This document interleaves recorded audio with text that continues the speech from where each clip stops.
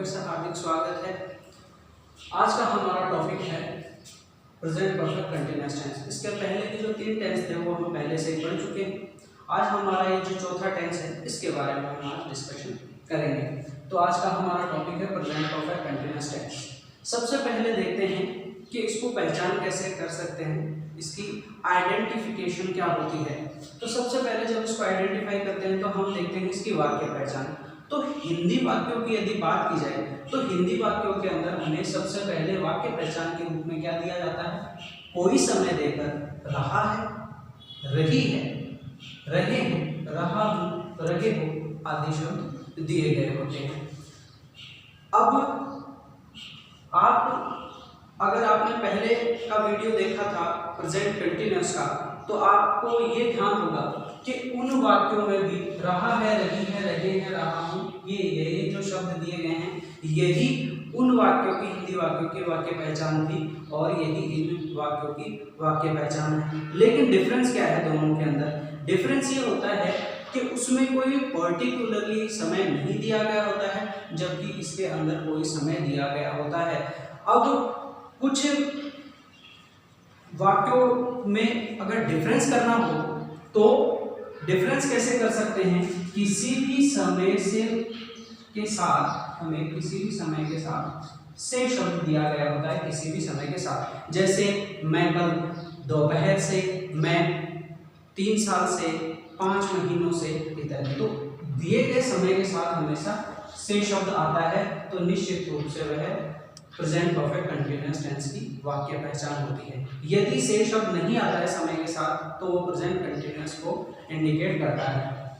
तो ये है हिंदी वाक्यों में इसकी वाक्य पहचान। अगर हम इंग्लिश सेंटेंस के अंदर बात करें कि हम इंग्लिश वाक्यों को कैसे पहचानें कि ये प्रेजेंट परफेक्ट कंटिन्यूअस टेंस के हैं, तो इसके लिए हमें सिंस या फॉर, ये 2 टाइम एडवर्ब दी गई होती हैं। सिंस या फॉर के तुरंत बाद अगर कोई समय दिया गया हो तो निश्चित रूप से वो वाक्य कौन से टेंस का होता है? प्रेजेंट परफेक्ट कंटिन्यूअस टेंस का होता है। अब हम देखते हैं कि हमारे पास सिंस और फॉर 2 शब्द दिए गए हैं, लेकिन हम इन दोनों के बीच में डिफरेंस कैसे कर सकते हैं, यानी किस समय के साथ सिंस का प्रयोग किया जाता है और किस समय के साथ फॉर का यूज लिया जाता है, ये हमें सबसे पहले जानना जरूरी है। तो मैं आपको सबसे पहले इसके यूज के बारे में बता देता हूँ। मोटे तौर पर हम कहते हैं कि जिस भी वाक्य में पॉइंट ऑफ टाइम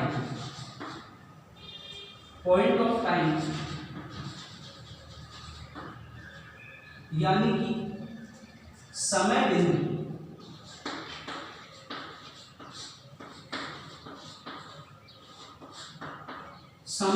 का यूज जहां पर होता है वहां पर हम हमेशा किसका यूज लेते हैं? सिंस का यूज लेते हैं। किसके साथ? पॉइंट ऑफ टाइम के साथ। पॉइंट ऑफ टाइम का मतलब ये होता है कि जहां पर हमें कोई निश्चित समय दिया गया हो। अब निश्चित समय कौन सा? जैसे हमेशा घड़ी के समय के साथ, घड़ी का समय जो दिया गया होता है वो हमेशा ही क्या माना जाता है? पॉइंट ऑफ टाइम में निश्चित समय माना जाता है। जैसे since 10 o'clock, since 5 o'clock, since 3:30 o'clock etcetera. इसके अलावा जैसे हमें महीनों के नाम दे दिए गए हैं, महीनों के नाम for example since January, since February, since March, since April etcetera. यानी जब हमें महीनों का कोई नाम दिया गया होता है तो उसके पहले भी हम किसका यूज लेते हैं? सिंस का यूज लेते हैं। इसके अलावा अगर हमें सप्ताह के दिनों के नाम, सप्ताह के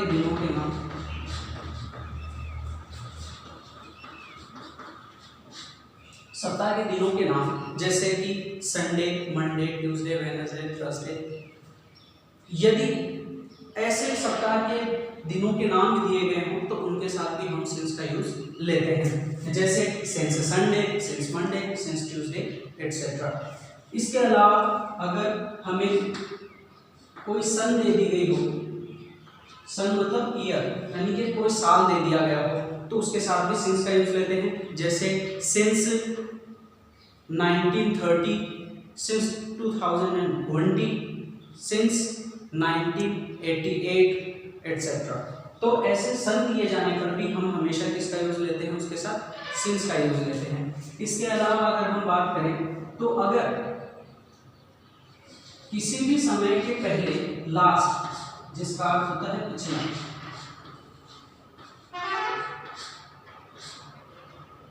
अगर लास्ट शब्द किसी भी समय से पहले आता है, यानी जिसका हिंदी अर्थ होता है पिछला, तो इसके साथ भी हम हमेशा किसका यूज लेते हैं, सिंस का यूज लेते हैं। जैसे since last 3 weeks, since last 2 years etcetera.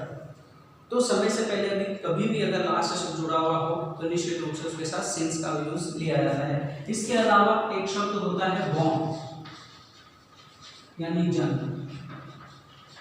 इस शब्द से पहले भी हम हमेशा ही किसका यूज लेते हैं, हमेशा ही सिंस का यूज लेते हैं।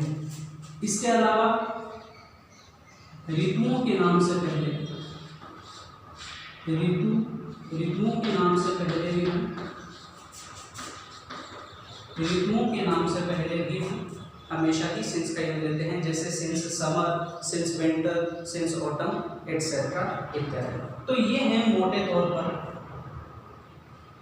सिंस को यूज लेने वाले समय। इसके अलावा हम अगर बात करें फॉर की, तो फॉर का यूज कहाँ पर लिया जाता है, फॉर का यूज लिया जाता है पीरियड ऑफ टाइम में ही, पीरियड ऑफ टाइम में ही। पीरियड ऑफ टाइम का अर्थ होता है समय अवधि।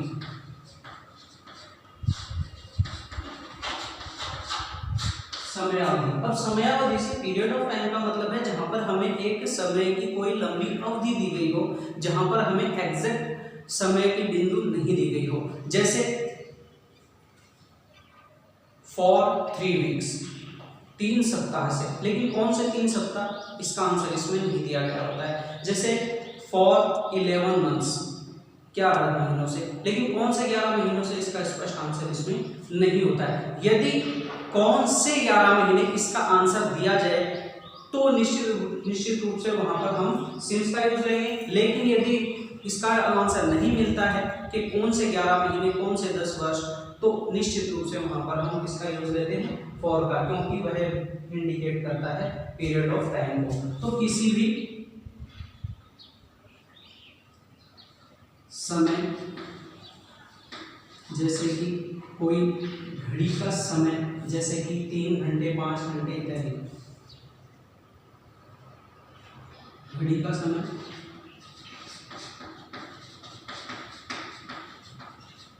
घड़ी के समय की, या दिन, महीने या वर्ष आदि की केवल कोई संख्या दिए होने पर हम किसका यूज लेते हैं, फॉर का यूज लेते हैं। तो आई होप आपको सिंस और फॉर का यूज कहाँ पर लिया जाता है ये क्लियरली समझ में आ गया होगा कि पॉइंट ऑफ टाइम के लिए हम यूज लेंगे सिंस का, और जहां पर पीरियड ऑफ टाइम यानी समय अवधि होगी वहां पर हम यूज लेंगे फॉर। तो ये है दोनों के बीच में डिफरेंस। अब हम बात करते हैं इससे आगे इसकी हेल्पिंग वर्ब के बारे में। तो अगर हम हेल्पिंग वर्ब के बारे में बात करें तो इसकी 2 हेल्पिंग वर्ब होती है। हेल्पिंग वर्ब इसकी 2 होती हैं। एक होती है हैज बीन। हैज बीन का यूज किसके साथ लिया जाता है, हैज बीन का यूज लिया जाता है हमेशा ही सिंगुलर सब्जेक्ट के साथ। जैसे कोई भी सिंगुलर सब्जेक्ट है, जैसे कि ही है, शी है, या इसके अलावा इट है, या एनी नेम यानी कोई भी नाम दे दिया जाए उसके साथ। इनके अलावा भी अगर कोई सिंगुलर सब्जेक्ट होता है तो उस सभी सिंगुलर सब्जेक्ट के साथ हम हमेशा किसका यूज लेते हैं, हैज बीन का यूज लेते हैं। इसके अलावा बात करें हम दूसरी हेल्पिंग वर्ब की, तो इसकी दूसरी हेल्पिंग वर्ब है हैव बीन।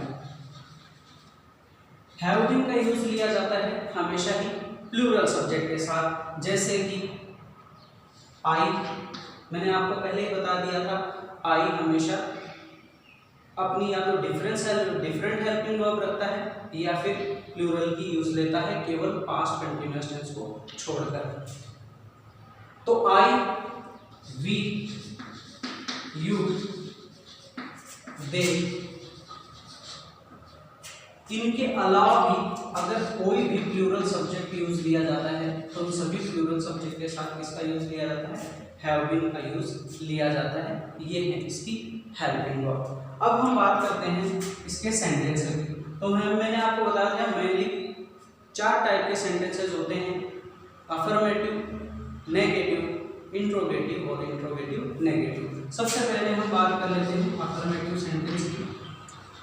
तो अफर्मेटिव सेंटेंस की अगर बात करें तो सबसे पहले अफर्मेटिव सेंटेंस में आप अगर इसका वाक्य रचना सिंटैक्स देखें तो सबसे पहले क्या आ जाएगा? सब्जेक्ट। इसके बाद आ जाएगी इसकी हेल्पिंग वर्ब यानी कि हैज बीन या हैव बीन। इसके बाद हम यहाँ पर लगा देंगे मैन वर्ब की कौन सी फॉर्म? First form. और उसके साथ क्या ऐड कर देंगे? आईएनजी ऐड कर देंगे। फिर इसके बाद आ जाएगा ऑब्जेक्ट। इसके बाद अगर कुछ अदर वर्ड दिए गए हों तो वो, उसके साथ सिंस या फॉर और टाइम और लास्ट में आता है फुल स्टॉप। तो ये आता है एक अफर्मेटिव सेंटेंस की वाक्य रचना में। एग्जाम्पल देख लेते हैं। जैसा कि हमने पहले के एग्जाम्पल में देखा था वैसे ही हम इनके एग्जाम्पल को समझने की कोशिश करेंगे कि एग्जाम में कैसे आते हैं और हाउ कैन वी फिल, हम कैसे भर सकते हैं रिक्त स्थानों को, उसके बारे में हम चर्चा करेंगे इसमें। देखिए जैसे एक सेंटेंस मैं यहाँ पर लिख रहा हूँ, आई ब्लैंक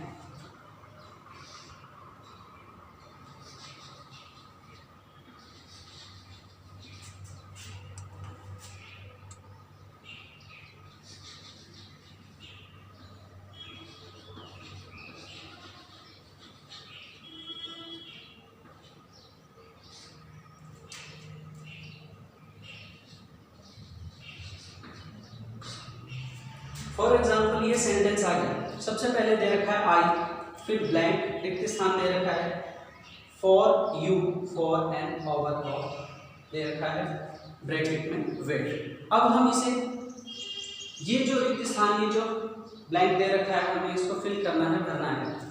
तो हम सबसे पहले किसी भी वाक्य को जब भरते हैं तो सबसे पहले उसकी क्या देखते हैं? उसकी टाइम एडवर्ब यानी उसको पहचानने का तरीका देखते हैं। तो इसमें सबसे पहले वाक्य पहचान यदि देखें तो यहाँ पर हमें फॉर प्लस टाइम दिया हुआ है। तो यहाँ पर फॉर प्लस टाइम दे रखा है तो मैंने आपको पहले ही बताया था वाक्य पहचान में कि सिंस या फॉर के तुरंत बाद अगर कोई समय दिया गया होता है तो मोस्टली ऐसे sentences present perfect continuous tense के होते हैं। तो क्योंकि यहाँ पर भी वही वाक्य पहचान के अकॉर्डिंग हमें यहाँ पर फॉर एंड ओवर दे रखा है, तो फर्स्टली हम इसे कौन सा सेंटेंस मानेंगे? प्रेजेंट परफेक्ट कंटीन्यूअस टेंस मानेंगे। तो प्रेजेंट परफेक्ट कंटीन्यूअस टेंस के अकॉर्डिंग हमें सबसे पहले यहाँ पर आई के अकॉर्डिंग हेल्पिंग वर्ब फिल करनी होगी, आ जाएगा हैव बीन। हैव बीन के बाद यहाँ पर हमें वेट दे रखा है तो हम वेट ऐसा कैसा लिख देंगे और इसके साथ क्या ऐड कर देंगे? आईएनजी ऐड कर देंगे और इस तरह से हम वाक्य में रिक्त स्थान भर सकते हैं।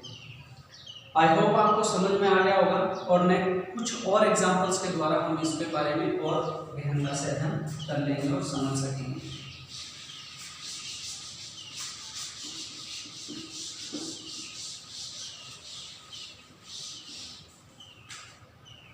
तो ये था एक एग्जांपल अफर्मेटिव सेंटेंस का। अब हम बात कर लेते हैं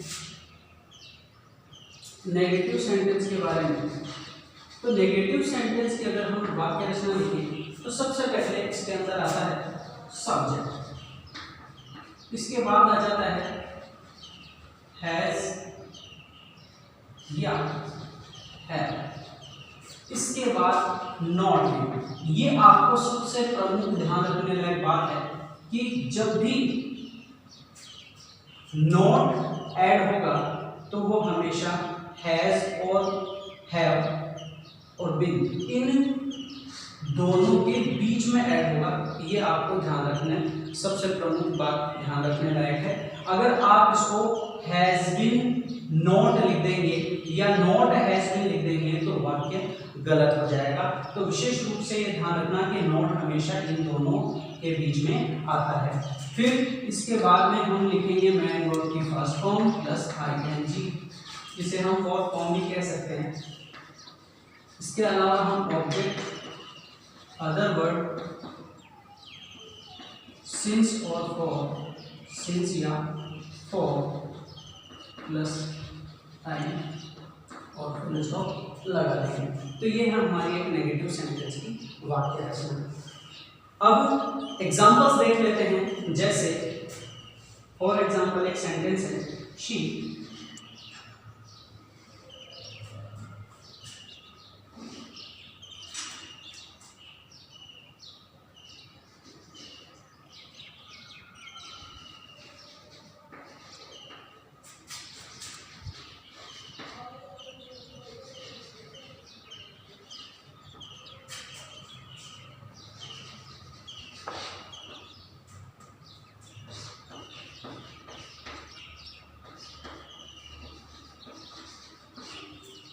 फॉर एग्जाम्पल ये सेंटेंस है शी रिक्त स्थान अस सिंस लास्ट 3 days और नॉट टीच यहाँ पर करने के लिए हमें दिया गया है। तो सबसे पहले हमें वाक्य को आइडेंटिफाई करना होगा कि इसको भरने के लिए हम कैसे समझें कि वाक्य प्रेजेंट परफेक्ट कंटीन्यूअस टेंस का ही है। तो वाक्य में प्रेजेंट परफेक्ट कंटीन्यूअस टेंस की हमें वाक्य पहचान देखनी पड़ेगी। तो यहाँ पर सिंस के बाद लास्ट 3 days ये वाक्य पहचान के रूप में यहाँ पर समय दिया गया है, क्योंकि यहाँ पर सिंस के बाद लास्ट 3 days दे रखा है। तो मैंने आपको पहले ही बताया था वाक्य पहचान में कि सिंस या फॉर के तुरंत बाद अगर कोई समय दिया गया होता है तो निश्चित रूप से वो किसको इंडिकेट करता है, प्रेजेंट परफेक्ट कंटीन्यूअस टेंस को इंडिकेट करता है। तो यहाँ पर हमें ब्रैकेट में नॉट टीच दे रखा है, इट मींस हमें इसको किसके अनुसार बनाना है, नेगेटिव सेंटेंस के अकॉर्डिंग बनाना है। तो अब हम चलेंगे इस वाक्य रचना के अकॉर्डिंग। तो सबसे पहले वाक्य रचना के अकॉर्डिंग चलेंगे। तो सबसे पहले हमें हैज या हैव में से कोई एक लिखना होगा। तो यहाँ पे शी जो दिया गया है वो सिंगुलर सब्जेक्ट है और सिंगुलर के साथ हम हमेशा किसका यूज लेते हैं, हैज का यूज लेते हैं। फिर हम यहाँ पर लगा देंगे नॉट, फिर लगा देंगे बीन और इसके बाद टीच दे रखा है जिसके साथ हम आईएनजी लगा देंगे, बन जाएगा टीचिंग। तो ये आ जाएगा हैज नॉट बीन टीचिंग। ये है हमारा नेगेटिव सेंटेंस का एग्जाम्पल। एग्जाम्पल्स आपको बहुत सी बुक्स में बहुत जगह मिल जाएंगे। समय कम लगे, वीडियो छोटा बने, इसलिए मैं आपको ज़्यादा एग्जाम्पल्स नहीं बता रहा हूँ। लेकिन आप विश्वास रखिए, निश्चित रूप से आपको अगर इस मेथड का आप यूज लेंगे तो निश्चित रूप से आपके सेंटेंसेस है वो गलत नहीं होंगे। चलिए, तो इसके बाद में हम बात करते हैं नेगेटिव सेंटेंस के बाद इंट्रोगेटिव सेंटेंस की। तो इंट्रोगेटिव सेंटेंस की यदि हम बात करें तो इंट्रोगेटिव सेंटेंस में वाक्य रचना की बात करें तो सबसे पहले इंट्रोगेटिव सेंटेंस में हम क्या लिखते हैं, WH वर्ड। अब WH वर्ड का मतलब यहाँ पर ये होता है कि वे वर्ड जो कि या तो W से स्टार्ट होते हैं या H से स्टार्ट होते हैं। W से जैसे कि व्हाट है, वेयर है, व्हाई है, व्हेन है, एटसेट्रा। H से स्टार्ट होने का मतलब है हाउ है, हाउ लॉन्ग है, हाउ फार है, हाउ मेनी है, एटसेट्रा। तो W या H से जो स्टार्ट होते हैं वर्ड हम उन्हें WH वर्ड कहते हैं, जिनका यूज हम प्रश्न पूछने के लिए करते हैं। तो WH वर्ड इसको हम ब्रैकेट में इसलिए लिखते हैं क्योंकि इसका यूज तभी किया जाता है जब आवश्यकता होती है। यानी क्या से जो वाक्य स्टार्ट होते हैं उन हिंदी वाक्यों में WH वर्ड का यूज नहीं लिया जाता है। फिर इसके बाद हम लगा देंगे हैज या हैव। हैज या हैव में से एक हेल्पिंग वर्ब लगा देंगे। इसके बाद लगा देंगे सब्जेक्ट, इसके बाद हम लगा देंगे बीन। ये भी यहाँ पर ध्यान रखना है कि सब्जेक्ट है हैज बीन या हैव बीन, दोनों के बीच में आता है, ना कि सेपरेट। इसके बाद मेन वर्ब की फर्स्ट फॉर्म, इसके बाद आईएनजी, इसके बाद ऑब्जेक्ट, इसके बाद अदर वर्ड, इसके बाद सिंस ऑब्लिक फॉर प्लस आ जाएगा टाइम यानी कि समय, और लास्ट में क्वेश्चन मार्क। ये होती है एक इंट्रोगेटिव सेंटेंस की वाक्य रचना। अगर हम वाक्य भरना एग्जाम के अकॉर्डिंग में देखेंगे सेंटेंसेस कैसे आते हैं और how can we fill the blanks, हम रिक्त स्थान कैसे भर सकते हैं, उसके अकॉर्डिंग एक एग्जांपल देख लेते हैं। जैसे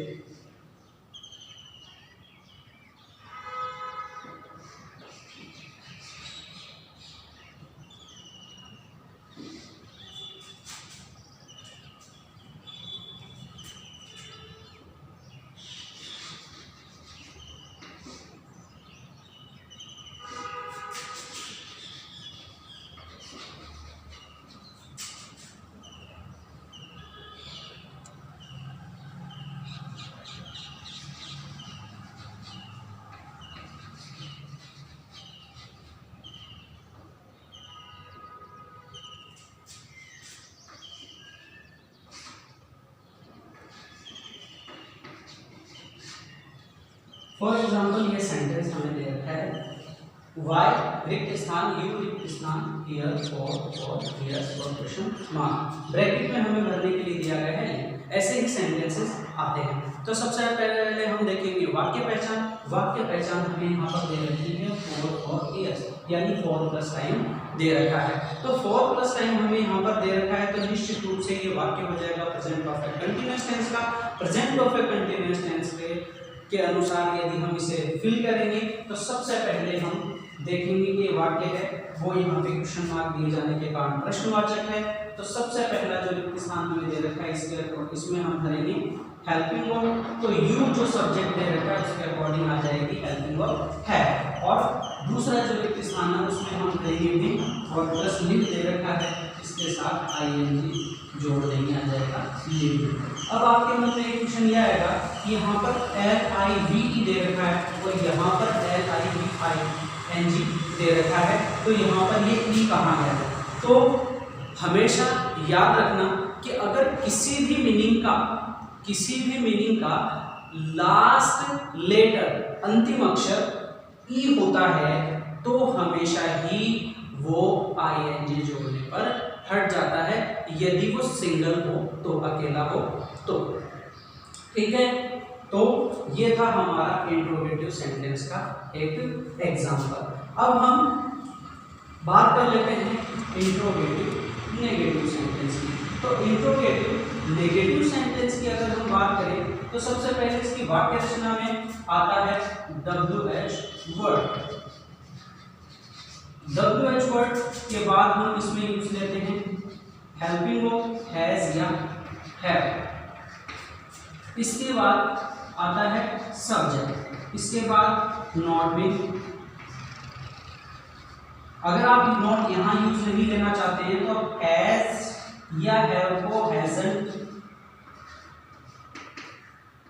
या हैवंट में भी आप यूज ले सकते हैं। अगर आपने यहाँ यूज नहीं लिया नॉट का तो यहाँ पर यूज नहीं ले सकते, और यहाँ पे यूज लेंगे तो यहाँ पर यूज नहीं ले सकते। आपको अपने अकॉर्डिंग जैसा अच्छा लगे वहाँ पे आप यूज ले सकते हैं। प्लस हम लगाते हैं मेन वर्ब की हमेशा फर्स्ट फॉर्म और आईएनजी। प्लस आ जाता है ऑब्जेक्ट यदि दिया गया हो तो, अदर वर्ड अगर कुछ बच गया हो तो, और इसके अलावा हम हमेशा यूज लेते हैं सिंस ऑब्जेक्ट फॉर और प्लस टाइम, और लास्ट में क्वेश्चन मार्क। ये है हमारी एक इंट्रोगेटिव नेगेटिव सेंटेंस की वाक्य रचना। अब इसके एग्जांपल्स भी देख लेते हैं। फॉर एग्जांपल एक सेंटेंस है